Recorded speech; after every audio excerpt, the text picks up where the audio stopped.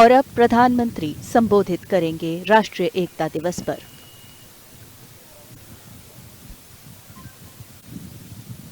हम सब ने अभी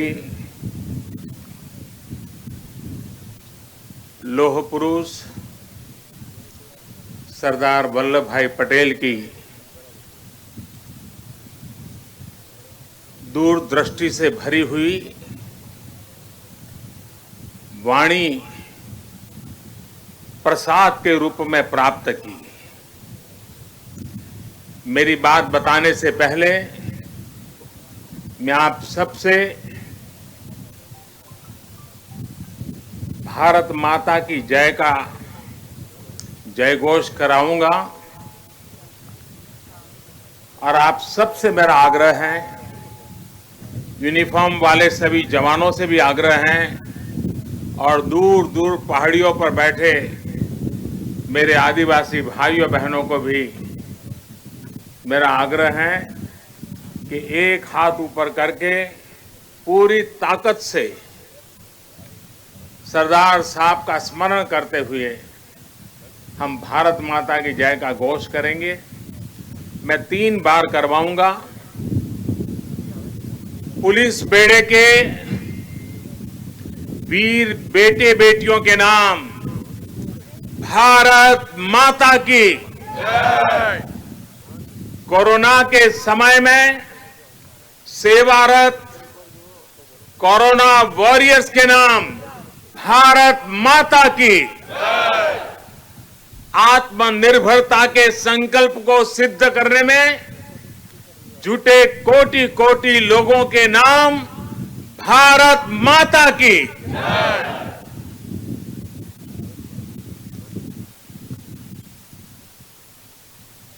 मैं कहूंगा, सरदार पटेल, आप लोग 2 बार बोलेंगे, अमर रहे, अमर रहे। सरदार पटेल, सरदार पटेल, सरदार पटेल। सभी देशवासियों को सरदार वल्लभ भाई पटेल की जन्म जयंती की बहुत बहुत शुभकामनाएं। देश की सैकड़ों रियासतों को, राजे रजवाड़ों को एक करके देश की विविधता को आजाद भारत की शक्ति बनाकर सरदार पटेल ने हिंदुस्तान को वर्तमान स्वरूप दिया। 2014 में हम सभी ने उनके जन्मदिन को भारत की एकता के पर्व के रूप में मनाने की शुरुआत की थी। इन 6 वर्षों में देश ने गांवों से लेकर महानगरों तक, पूरब से पश्चिम तक, कश्मीर से कन्याकुमारी तक सभी ने एक भारत श्रेष्ठ भारत के संकल्प को पूरा करने का प्रयास किया है। आज एक बार फिर यह देश मां भारती के महान सपूत को, देश के लौह पुरुष को श्रद्धा सुमन समर्पित कर रहा है। आज एक बार फिर यह देश सरदार पटेल की इस गगनचुंबी प्रतिमा के सानिध्य में, उनकी छाया में देश की प्रगति के महायज्ञ का अपना प्राण दोहरा रहा है। साथियों, मैं कल दोपहर ही केवड़िया पहुंच गया था और केवड़िया पहुंचने के बाद कल से लेकर अब तक यहां केवड़िया में जंगल सफारी पार्क, एकता मॉल, चिल्ड्रन न्यूट्रिशन पार्क, आरोग्य वन जैसे अनेक नए स्थलों का लोकार्पण हुआ है। बहुत ही कम समय में सरदार सरोवर डैम के साथ जुड़ा हुआ ये भव्य निर्माण एक भारत श्रेष्ठ भारत की भावना का, नए भारत की प्रगति का तीर्थ स्थल बन गया है। आने वाले समय में मां नर्मदा के तट पर भारत ही नहीं, पूरी दुनिया के टूरिज्म मैप पर ये स्थान अपनी जगह बनाने वाला है, छाने जा रहा है। आज सरदार सरोवर से साबरमती रिवर फ्रंट तक सी प्लेन सेवा का भी शुभारंभ होने जा रहा है। ये देश की पहली और अपने आप में अनूठी सी प्लेन सेवा है। सरदार साहब के दर्शन के लिए, स्टैच्यू ऑफ यूनिटी को देखने के लिए देशवासियों को अब सी प्लेन सर्विस का भी विकल्प मिलेगा। ये सारे प्रयास इस क्षेत्र में पर्यटन को भी बहुत ज्यादा बढ़ाने वाले हैं। इससे यहां के लोगों को, मेरे आदिवासी भाई बहनों को रोजगार के भी नए मौके मिल रहे हैं। इन उपलब्धियों के लिए भी मैं गुजरात सरकार को, गुजरात के सभी नागरिकों को और सभी 130 करोड़ देशवासियों को बधाई देता हूं। साथियों, कल जब मैं सारे क्षेत्रों पे पूरे दिन जा रहा था और वहां गाइड के रूप में यहीं आसपास के गांव की हमारी बेटियां जिस कॉन्फिडेंस के साथ, जिस गहराई के साथ, सभी सवालों के जानकारी के साथ, त्वरित उत्तरों के साथ मुझे गाइड कर रही थी, मैं सच में बताता हूं, मेरा मस्तक ऊंचा हो गया। मेरे देश की, गांव की आदिवासी कन्याओं का ये सामर्थ्य, उनकी एक क्षमता अभिभूत करने वाली थी। मैं उन सभी बच्चों को इतने कम समय में उन्होंने जो महारत हासिल की है और इसमें एक नया, एक प्रकार से एक्सपर्टाइज को जोड़ा है, प्रोफेशनलिज्म को जोड़ा है, मैं उनको भी आज हृदय से, मेरी आदिवासी बेटियों को बहुत बहुत बधाई देता हूं।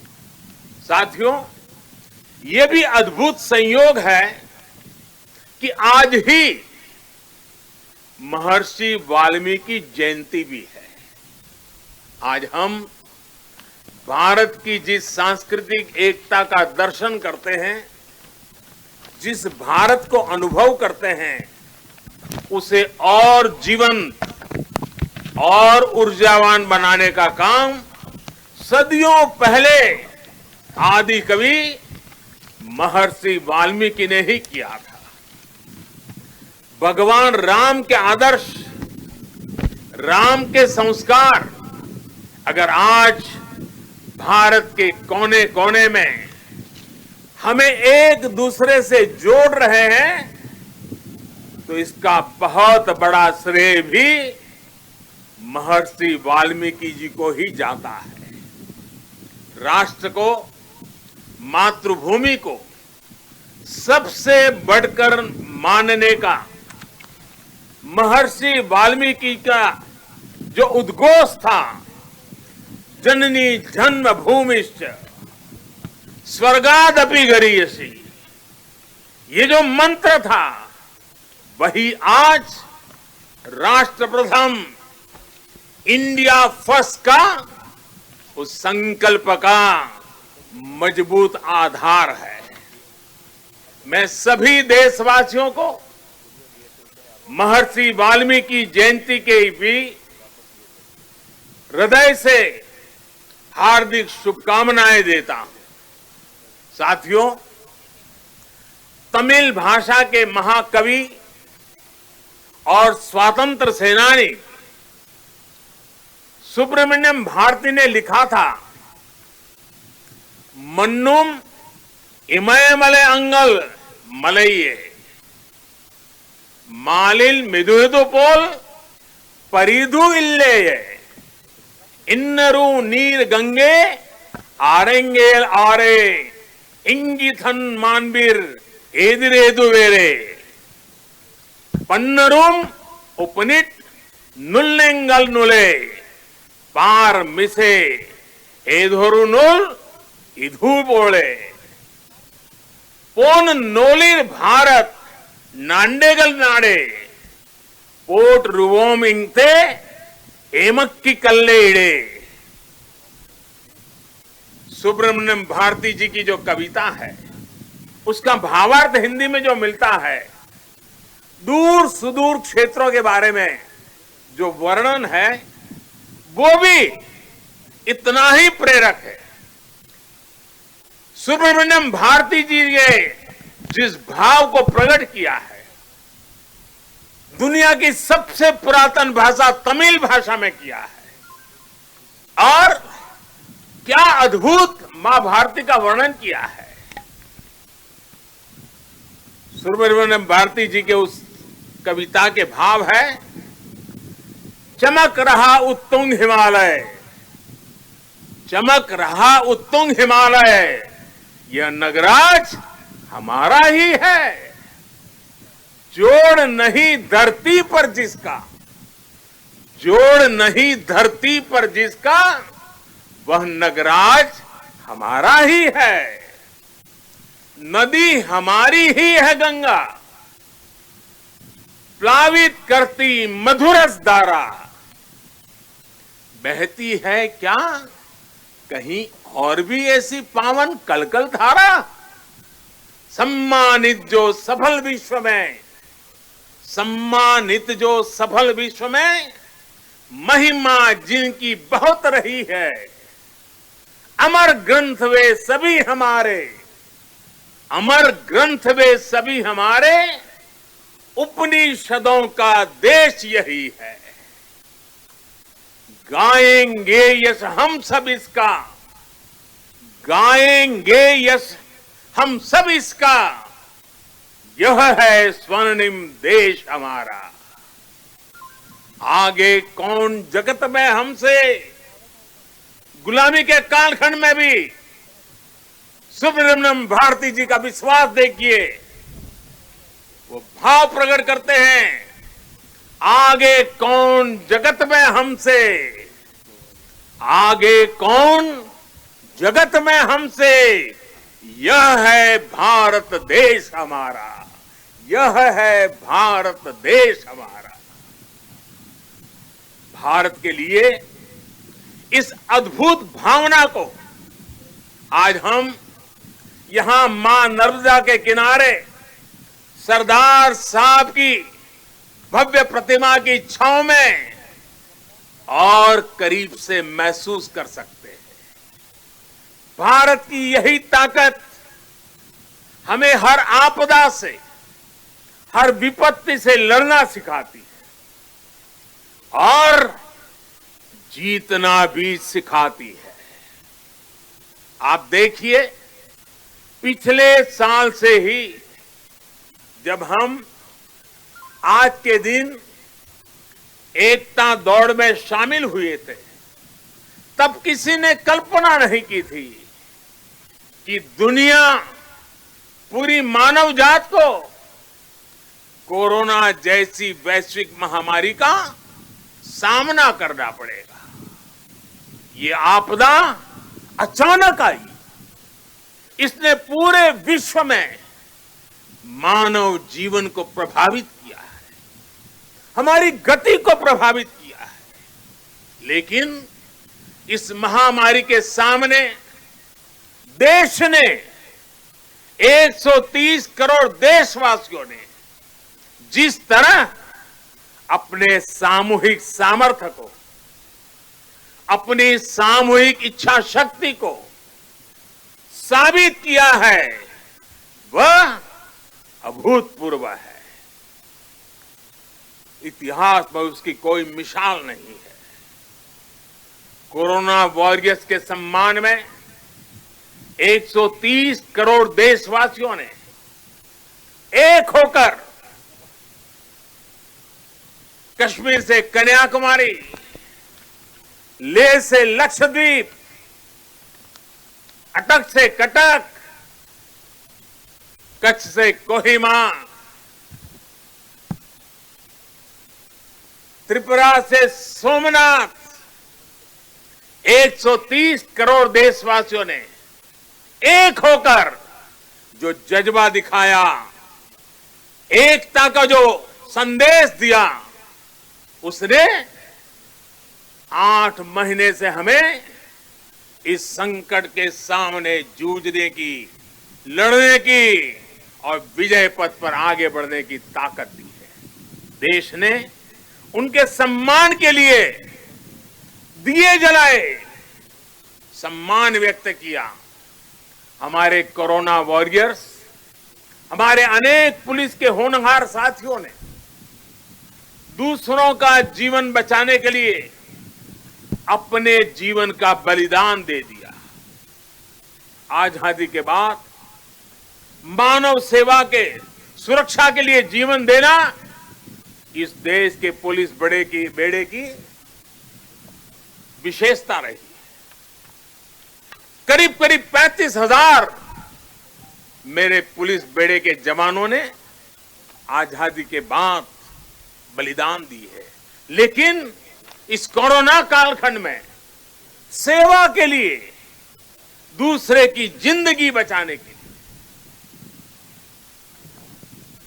मेरे पुलिस के बेड़े के जवानों ने, कईयों ने सेवा करते करते खुद को ही समर्पित कर दिया। इतिहास कभी इस स्वर्णिम पल को कभी भुला नहीं सकेगा और पुलिस बेड़े के जवानों को ही नहीं, 130 करोड़ देशवासियों को पुलिस बेड़े के वीरों के एक समर्पण भाव को हमेशा नतमस्तक होने के लिए प्रेरित करेगा। साथियों, ये देश की एकता की ही ताकत थी कि जिस महामारी ने दुनिया के बड़े बड़े देशों को मजबूर कर दिया, भारत ने उसका मजबूती से मुकाबला किया है। आज देश कोरोना से उभर भी रहा है और एकजुट होकर आगे भी बढ़ रहा है। ये वैसे ही एकजुटता है जिसकी कल्पना लौह पुरुष सरदार वल्लभ भाई पटेल ने की थी। हम सभी की ये एकजुटता कोरोना के इस संकट काल में लौह पुरुष सरदार वल्लभ भाई पटेल को सच्ची श्रद्धांजलि है। साथियों, विपदाओं और चुनौतियों के बीच भी देश ने कई ऐसे काम किए हैं जो कभी असंभव मान लिए गए थे। इसी मुश्किल समय में धारा 370 हटने के बाद, आर्टिकल 370 हटने के बाद कश्मीर ने समावेश का 1 साल पूरा किया। 31 अक्टूबर को ही, आज से 1 साल पहले ये कार्यरत हुआ था। सरदार साहब जीवित थे, बाकी राजे रजवाड़ों के साथ ये काम भी अगर उनके जिम्मे होता तो आज इतने साल, आजादी के इतने वर्षों के बाद ये काम करने की नौबत मुझ पे नहीं आती। लेकिन सरदार साहब का वो काम अधूरा था। उन्हीं की प्रेरणा से 130 करोड़ देशवासियों को उस कार्य को भी पूरा करने का सौभाग्य मिला है। कश्मीर के विकास में जो बाधाएं आ रही थी, उन्हें पीछे छोड़कर अब कश्मीर विकास के नए मार्ग पर बढ़ चुका है। चाहे नॉर्थ ईस्ट में शांति की बहाली हो या नॉर्थ ईस्ट के विकास के लिए उठाए जा रहे कदम, आज देश एकता के नए आयाम स्थापित कर रहा है। सोमनाथ के पुनर्निर्माण सरदार पटेल ने भारत के सांस्कृतिक गौरव को लौटाने का जो यज्ञ शुरू किया था, उसका विस्तार देश ने अयोध्या में भी देखा है। आज देश राम मंदिर पर सुप्रीम कोर्ट के फैसले का साक्षी बना है और भव्य राम मंदिर को बनते भी देख रहा है।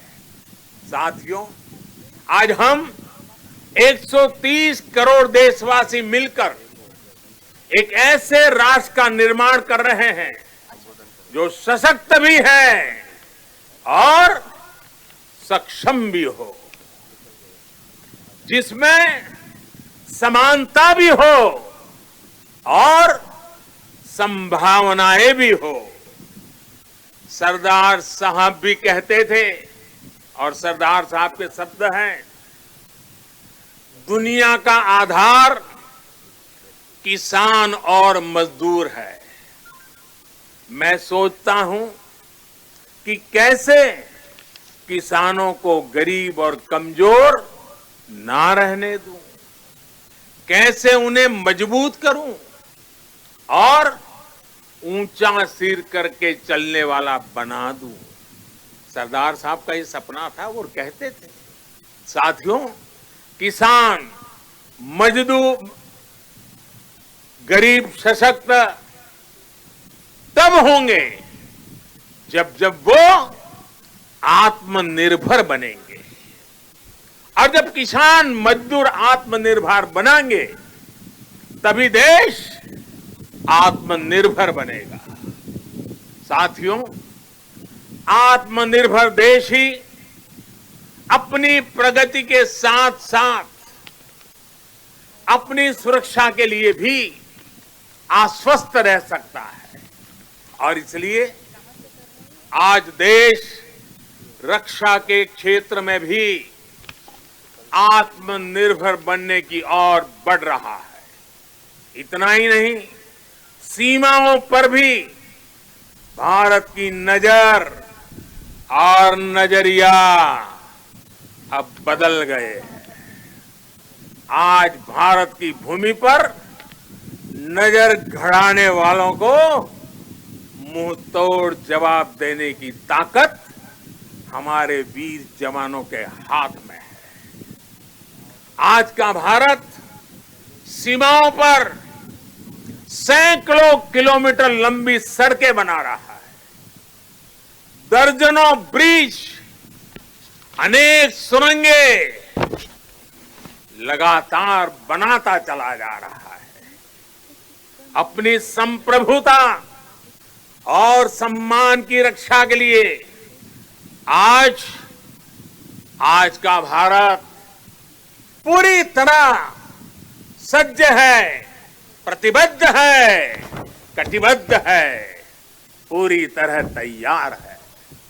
लेकिन साथियों, प्रगति के इन प्रयासों के बीच कई ऐसी चुनौतियां भी हैं जिसका सामना आज भारत और पूरा विश्व कर रहा है।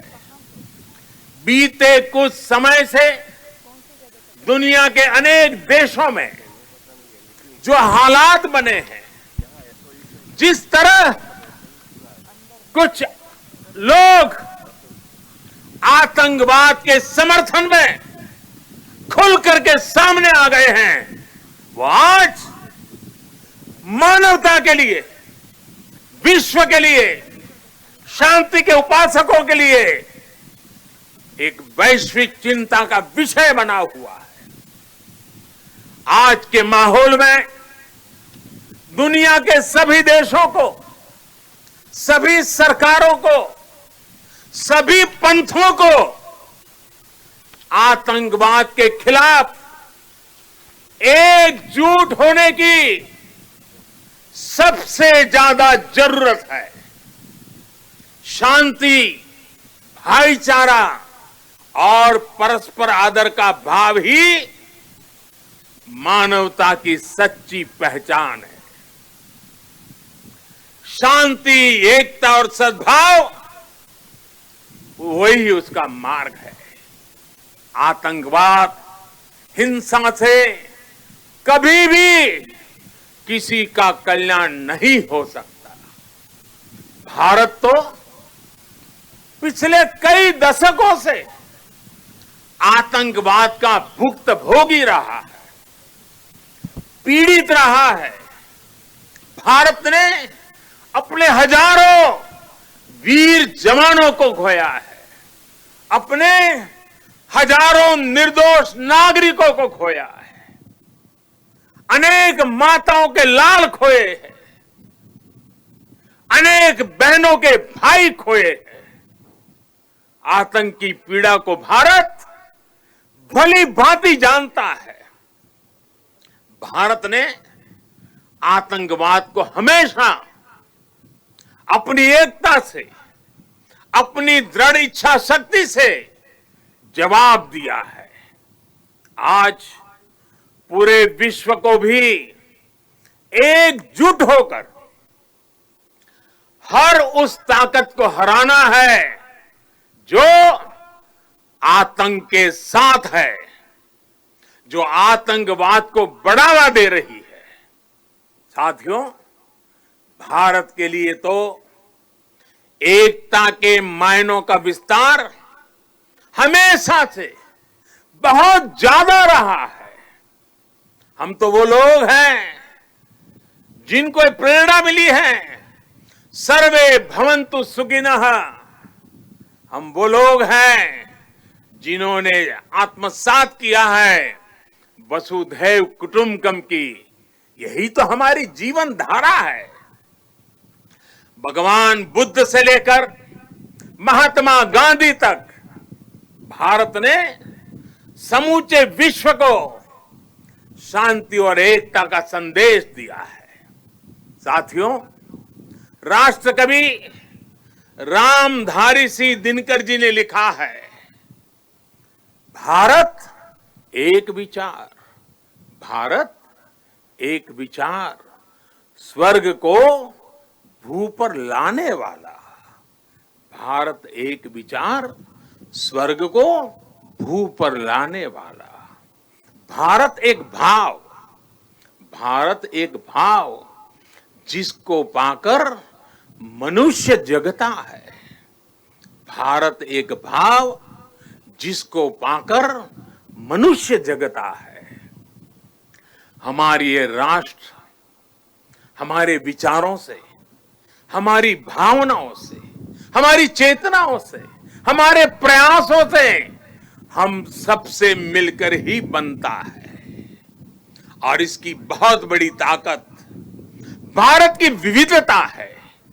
इतनी बोलियां, इतनी भाषाएं, अलग अलग तरह के परिधान, खान पान, रीति रिवाज, मान्यताएं, ये किसी और देश में मिलना मुश्किल है। हमारे वेद वाक्यों में भी कहा गया है, जन्म बिभ्रति बहुधा विवाचसम, नाना धर्माणम पृथ्वी यथोकसम, सहस्त्रम धारा द्रविणस्य में, दुहा ध्रुवेव धनुरन प्रस्फुरंती। अर्थात हमारी ये मातृभूमि अलग अलग भाषाओं को बोलने वाले, अलग अलग आचार विचार व्यवहार वाले लोगों को एक घर के समान धारण करती है। इसलिए हमारी ये विविधता ही हमारा अस्तित्व है। इस विविधता में एकता को जीवंत रखना ही राष्ट्र के प्रति हमारा कर्तव्य है। हमें याद रखना है कि हम एक हैं तो हम अपराजेय हैं, हम एक हैं तो हम असाधारण हैं, हम एक हैं तो हम अद्वितीय हैं। लेकिन साथियों, हमें ये भी याद रखना है कि भारत की ये एकता, ये ताकत दूसरों को खटकती भी रहती है। हमारी इस विविधता को ही वो हमारी कमजोरी बनाना चाहते हैं। हमारी इस विविधता को आधार बनाकर वो एक दूसरे के बीच खाई बनाना चाहते हैं। ऐसी ताकतों को पहचानना जरूरी है।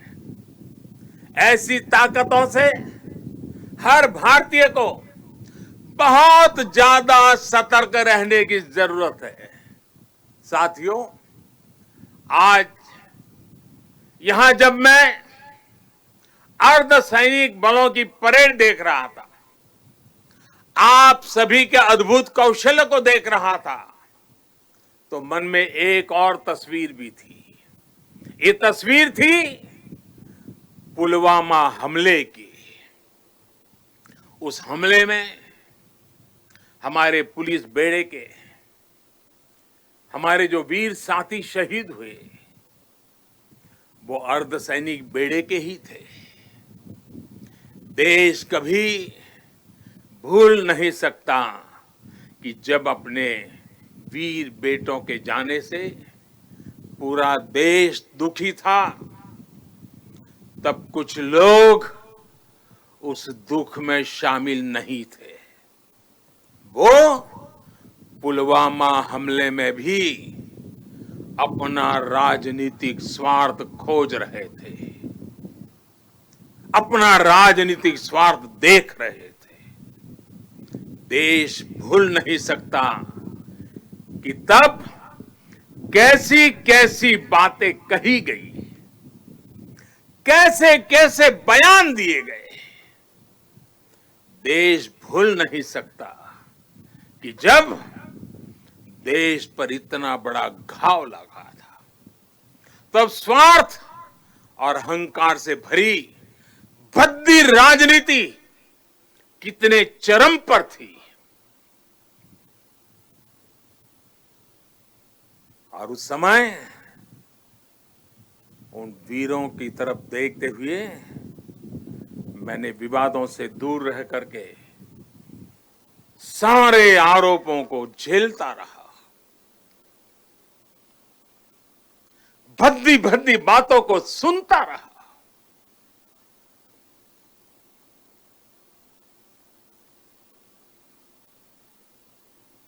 मेरे दिल पर